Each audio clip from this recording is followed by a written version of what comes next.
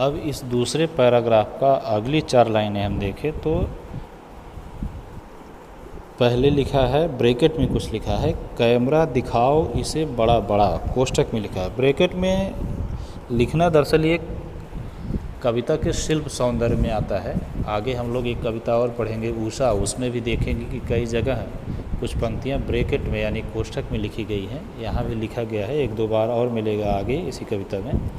तो दरअसल ये शिल्प सौंदर्य में आता है जब कहने वाला यानी उस समय जो कविता में जो वक्ता है, चाहे लेखक चाहे कवि हो या कोई और चरित्र, जैसे यहाँ पे एंकर है, जब कहने वाला कोई ऐसी बात कहे जो प्रकट रूप में सामने कहना ना चाहे लेकिन मन में सोच रहा हो या इशारों में किसी को बता रहा हो, तो ऐसे भाव को व्यक्त करने के लिए रचनाकार कवि उसे ब्रैकेट में रख देता है, कोष्ठक में रख देता है,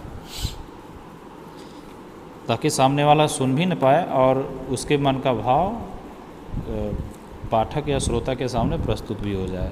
तो यहाँ जो लिखा कैमरा दिखाओ इसे बड़ा बड़ा, अब एंकर जो प्रश्न किया 2-3 ऊपर ऊट पटांग प्रश्न, उस प्रश्न का उस दिव्यांग व्यक्ति के ऊपर असर क्या पड़ेगा उसको वो दिखाना चाह रहा है, क्योंकि दरअसल उसी असर को ही वो देखना चाह रहा है, क्योंकि बोलने का मौका तो दे नहीं रहा है कि उन प्रश्नों का वो कुछ जवाब दे सके।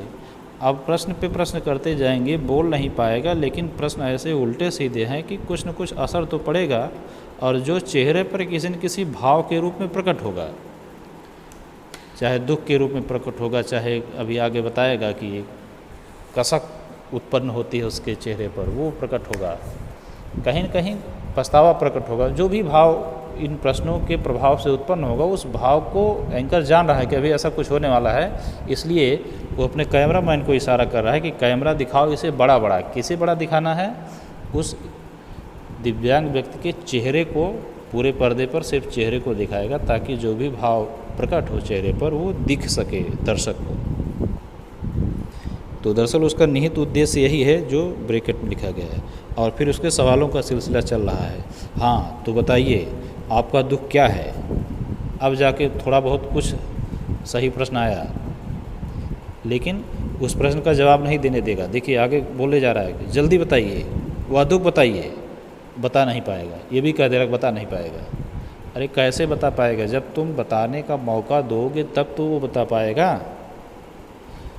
प्रश्न तो ठीक है यहाँ पे, लेकिन उसका उत्तर देने के लिए मौका नहीं दे रहा है। हम लोग देखते होंगे कभी कभी इंटरव्यू वगैरह आता है समाचार चैनलों पे, एंकर अपनी ही बात झोंके रहता है, अपनी ही बात लगातार कहते जाता है, सामने वाले को बोलने का मौका नहीं देता। कुछ बोलना भी चाह रहा तो बीच में ही रोक देता है। तो एक प्रकार से अपनी विचारधारा को सामने वाले के ऊपर थोपा जाता है, अपने सोच को थोपा जाता है। वहाँ वैसा ही कुछ काम यहाँ एंकर कर रहा है, ज़बरदस्ती बात करवा रहा है। हाँ बताइए आपका दुख क्या है, जल्दी बताइए, वह दुख बताइए, फिर कह रहे हैं बता नहीं पाएगा। तो इसलिए नहीं बता पाएगा क्योंकि उसे बताने का मौका नहीं दिया जा रहा है। तो इस पूरे पैराग्राफ से हम ये समझ सकते हैं कि जो एंकर है वो अपनी सोच को, अपने विचार को कार्यक्रम के ऊपर थोप रहा है, क्योंकि पहले से उसने निर्धारित कर रखा है कि क्या बुलवाना है, कैसे कार्यक्रम को किस दिशा में ले जाना है।